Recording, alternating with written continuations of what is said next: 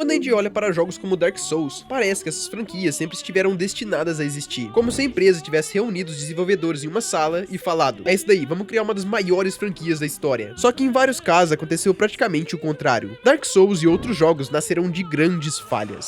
Hoje é muito fácil olhar para Hidetaka Miyazaki e pensar naquele cara responsável por Dark Souls, Bloodborne, Sekiro e Elden Ring. Só que a carreira dele nos games começou bem mais tarde do que a gente poderia imaginar. Miyazaki estudou ciências sociais na Universidade de Keio, no Japão, e depois da faculdade ele acabou seguindo um caminho completamente diferente. Em vez de entrar em um estúdio, ele foi trabalhar na Oracle, uma empresa americana de tecnologia, uma das maiores do mundo. E durante alguns anos foi assim. Videogame ainda era uma coisa que estava ali, mas não era uma profissão do Miyazaki. Até que alguns amigos da época da faculdade começaram a recomendar jogos para ele, e entre esses jogos estava Ico, lançado para o PlayStation 2. Ico mexeu muito com Miyazaki. Segundo ele mesmo contou, o jogo mostrou para ele as possibilidades daquele meio e despertou a vontade de criar alguma coisa parecida. Foi aí que apareceu um grande problema. Miyazaki já tinha 29 anos, e isso pode não parecer muita coisa, mas para alguém que tá tentando entrar na indústria japonesa de games naquela época, era uma situação complicada. Ele já era considerado velho demais para aquelas vagas destinadas a pessoas recém-formadas, mas ao mesmo tempo não tinha experiência profissional no desenvolvimento de jogos para disputar cargos mais avançados. Então várias empresas simplesmente disseram não para Miyazaki, mas a From Software foi uma das poucas que aceitaram. E assim, em 2004, Miyazaki entrou na empresa. Ele começou trabalhando como programador e depois participou da série Armored Core, que já era um dos jogos importantes da From Software naquela época. E é aqui que a história começa a ficar interessante, porque enquanto Miyazaki trabalhava em Armored Core, existia outro projeto acontecendo por dentro da empresa. E esse projeto era um RPG de ação e fantasia. Mas o problema é que esse RPG tinha muitos problemas mesmo. Segundo o próprio Miyazaki, a equipe estava tendo dificuldades até para chegar em um protótipo realmente convincente. Eles não estavam conseguindo nem mesmo sair da etapa inicial do projeto. Ou seja, esse RPG não era aquele projeto dos sonhos que todo mundo dentro da empresa estava brigando para comandar. Na verdade era o contrário. Ninguém queria pegar aquela bucha que era aquele projeto de RPG. E foi justamente isso que chamou a atenção de Miyazaki, porque ele percebeu uma coisa muito inteligente. Se aquele fosse um projeto extremamente importante, provavelmente ele não teria liberdade para chegar mudando tudo. Mas como o jogo já estava em dificuldades e ninguém queria dirigir ele, o risco era diferente. Basicamente, a lógica dele era: se isso aqui já tá dando errado, então talvez me deixem tentar alguma coisa diferente. Com esse pensamento, Miyazaki conseguiu assumir o projeto e começou a modificar praticamente tudo. Como um Da Vinci pintando a Mona Lisa, das ideias de Miyazaki começou a surgir o jogo que a gente conhece como Demon's Souls. E o curioso é que várias decisões do Miyazaki foram consideradas absurdas para aquele jogo, mas elas só nasceram porque ele teve total liberdade no projeto. Alguma dessas ideias era: a morte não seria uma inconveniência no seu jogo. O jogador poderia realmente perder o seu progresso quando ele morresse. O combate exigia paciência e decorar o movimento dos adversários. Entrar atacando tudo sem pensar em uma estratégia seria uma ótima maneira de morrer. E o jogo não ficaria constantemente segurando sua mão e explicando exatamente o que você deveria fazer. Ele te jogava no mundo e você que se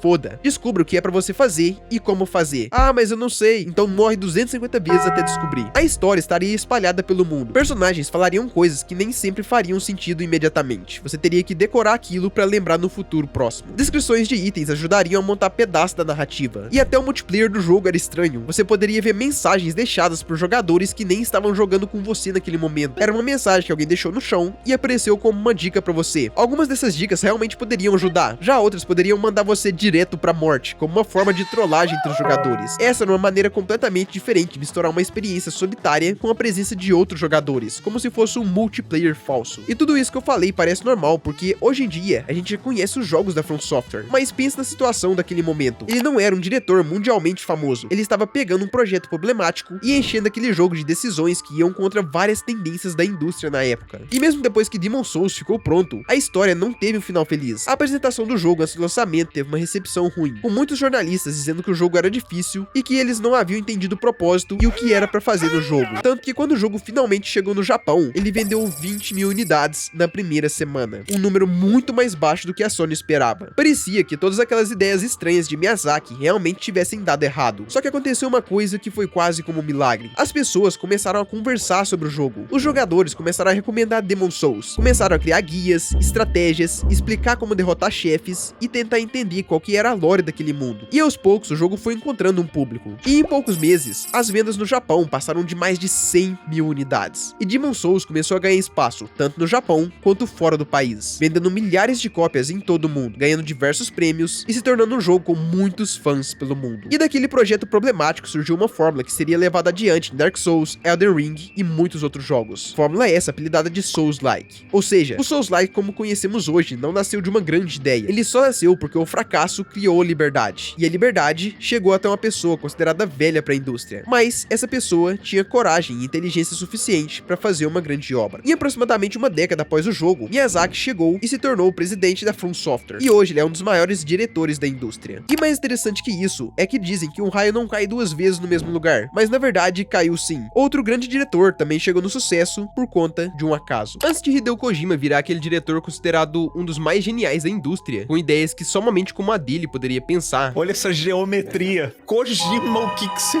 fez? Na verdade, ele nem queria ser um diretor de jogos, ele queria fazer cinema. E isso começou bem cedo. Kojima cresceu assistindo muitos filmes e chegou a produzir pequenos vídeos com os amigos. Quando ele ficou mais velho, ele continuou com a ideia de trabalhar com histórias. Durante a faculdade, onde estudava economia, ele escrevia ficção e imaginava que talvez pudesse ganhar algum prêmio com seus textos, e usar isso como uma porta de entrada para o cinema. Só que entrar na indústria cinematográfica japonesa não era fácil. Então ele começou a perceber outra possibilidade: os videogames. Quando conheceu o Famicom, Kojima percebeu que talvez os jogos pudessem ser outra maneira de criar experiências parecidas com aquilo que ele buscava no cinema. E aliás, hoje em dia, trabalhar com videogames parece ser uma carreira completamente normal. Mas Kojima contou que naquela época, a situação era muito diferente. Quando ele decidiu entrar na indústria de games, amigos e professores tentaram fazer ele desistir. Trabalhar com jogos era visto como uma profissão de baixo prestígio no Japão. Segundo o próprio Kojima, ele chegou até mesmo a mentir em festas dizendo que trabalhava no mercado financeiro, para não precisar explicar que ele trabalhava com videogames. Mas mesmo com todo esse preconceito, o Kojima continuou, e acabou escolhendo a Konami. Kojima entrou pra Konami em 1986. Um dos primeiros projetos que ele trabalhou foi o Penguin Adventure, um jogo de MSX2, bem simples, mas muito bem feito. Tão bem feito que pouco tempo depois apareceu um trabalho pro Kojima que a gente conhece até os dias de hoje. Kojima recebeu a tarefa de trabalhar em um jogo de combate para o MSX2. No papel, o jogo parecia ser muito simples. Eles queriam personagens, alguns soldados e um jogador que teria armas. Com essa arma, ele poderia atirar nos soldados. E pronto, era só isso que a Konami pediu do projeto. Só que aí veio a realidade. O MSX2 tinha limitações técnicas bem fortes. Décadas depois, em uma apresentação na GDC, o próprio Kojima explicou o problema. A máquina conseguia trabalhar com uma quantidade limitada de sprites, e quando muitos elementos apareciam na mesma linha horizontal, eles começavam a desaparecer ou piscar. Na prática, para aquele pedido da Konami funcionar de forma perfeita, o Kojima precisaria colocar na tela o jogador e vários soldados, e além dos soldados, as balas sendo disparadas. Só que quando o Kojima tentava fazer isso, o hardware simplesmente dizia não, e isso criava um problema enorme. Como você faz um jogo de guerra se o videogame não consegue mostrar uma guerra? A solução mais óbvia para corrigir isso seria reduzir tudo, menos inimigos e menos tiros, e isso tiraria a graça do jogo. Mas o Kojima tentou pensar de outra forma. Primeiro surgiu a ideia de criar um jogo onde o personagem não lutasse, o que também seria sem graça, até que veio uma pergunta que mudaria completamente o projeto: e se o objetivo não fosse enfrentar os inimigos? E se o verdadeiro desafio do jogo fosse não ser encontrado por eles? E foi nesse momento que um problema de hardware começou a virar o próprio design do jogo. Em vez de precisar colocar um exército inteiro atirando ao mesmo tempo, Kojima poderia trabalhar com poucos guardas. Só que agora cada guarda importava. Você precisava observar, ver para onde ele estava olhando, esperar e fazer a ação no momento certo, sem chamar a atenção daquele guarda. E se você fosse descoberto, a situação mudava. Dessa forma, o jogo saiu de um jogo de tiro para um jogo estilo stealth, onde ao invés de atirar em todo mundo, o seu objetivo era o contrário. O seu objetivo agora era não ser visto por todo mundo. E assim foi criada a fundação de Metal Gear. E é irônico pensar que se o MSX2 fosse mais poderoso, talvez o Metal Gear teria sido só mais um jogo de ação genérico daquela época. Mas por conta do hardware, Metal Gear se tornou uma saga completamente diferente, e hoje tem um prestígio de ser chamada de uma das maiores sagas da história, e também coroando Kojima como um dos maiores diretores que já tivemos. Anos depois, na GDC, o Kojima assumiu que realmente, se ele não tivesse mudado o Metal Gear, o jogo provavelmente nunca teria existido, o que traria um impacto gigantesco na indústria, já que o grande sucesso do primeiro Metal Gear abriu caminho para continuações. Em 1998, a franquia daria outro salto enorme com o Metal Gear Solid no PlayStation, levando aquela ideia de stealth para um ambiente completamente 3D. E a cada jogo que passava, mais ideias incríveis surgiam do Kojima, como um vilão que leu seu memory card e leu os movimentos do seu controle,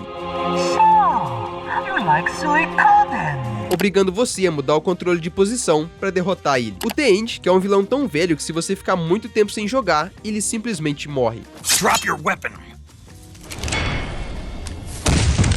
E há muitas outras ideias incríveis em Metal Gear, todas elas porque, sem querer, Kojima criou Metal Gear. Muito antes de GTA se tornar esse fenômeno multibilionário que vai parar o mundo com o lançamento de GTA 6 e sempre para o mundo com qualquer tweet que a Rockstar posta, na verdade, GTA nem era pra ter existido. No final dos anos 80, David Jones fundou um pequeno estúdio chamado DMA Design, em Dundee. Dessa forma, o estúdio cresceu a partir de um pequeno grupo de amigos, e alguns anos depois, alcançou um grande sucesso, com um jogo chamado Lemmings. Então a DMA já tinha ganhado uma experiência em fazer jogos, tanto que na primeira metade dos anos 90, Mike Daly, um dos programadores da empresa, começou a trabalhar em uma tecnologia para representar construções numa perspectiva vista de cima. E esses experimentos começaram a evoluir, vieram cidades, vieram carros, e aquela tecnologia acabou ajudando a formar um projeto, conhecido como um jogo chamado Race and Chase. A ideia era basicamente trabalhar com policiais e criminosos. Parece uma ideia interessante, só que os desenvolvedores acabaram percebendo uma coisa muito rapidamente. Ser criminoso era muito mais divertido. Então o foco do projeto começou a mudar. Só que isso não resolveu os problemas, porque Race and Chase ainda estava longe de ser o GTA que a gente conhece hoje em dia. O desenvolvimento do jogo era caótico, o projeto tinha muitos bugs, o jogo travava, a dirigibilidade não funcionava direito, e até mesmo as colisões tinham problema. E durante bastante tempo, todo o estúdio considerava o jogo como um projeto fracassado, algo que seria engavetado e não veria a luz do dia. Ou seja, GTA quase não existiu. E foi durante essa fase problemática que aconteceu um pequeno milagre. A polícia do jogo começou a agir estranho, tipo, muito estranho. Segundo Gary Pin, um programador do projeto, aparentemente existia um problema ligado ao sistema de navegação dos carros da polícia. As viaturas deveriam perseguir o jogador, assim como é em GTA. Só que em determinadas situações elas ficavam agressivas demais. Em vez de fazer uma perseguição comportada, os policiais tentavam atravessar o jogador. Eles batiam no seu carro, eles te empurravam, jogavam você pra fora da estrada. A IA do jogo ficou completamente maluco. E isso claramente era um grande problema. Só que quando a equipe jogou daquela maneira, eles perceberam que o jogo ficou muito mais divertido, porque agora existia uma tensão. Você não estava simplesmente dirigindo pela cidade, enquanto uma viatura te seguia educadamente atrás pra você parar. A polícia vinha pra cima com ódio de você. E com essa mecânica, de repente uma perseguição simples virava um caos completo pelo jogo. Era o tipo de situação que era muito divertido pra quem tava jogando, e algo que a indústria ainda não tinha visto. E isso era exatamente o que aquele projeto tava precisando. Então a equipe manteve aquela agressividade da polícia e trabalhou em cima dela. E se a gente for parar pra pensar, o DNA de GTA já existia em Race and Chase, mesmo sem essa mecânica. Já existiam carros, cidades, policiais, criminosos, missões e até mesmo a possibilidade de explorar aquele mundo. E são todas essas mecânicas que fazem a diversão de GTA. Pense em GTA San Andreas. Você pode entrar no jogo com a intenção de fazer absolutamente nada. Você pode simplesmente pegar um carro, chamar a atenção da polícia, fugir dos policiais, destruir toda a cidade com explosões, tiros, RPG, até que chegam tanques, aviões, e daqui a pouco você nem lembra o que você estava fazendo há 5 minutos atrás. E quando você vai ver, você já passou mais de 1 hora ali só batendo nos policiais. O jogo praticamente te diverte sem que você nem mesmo precise fazer uma missão.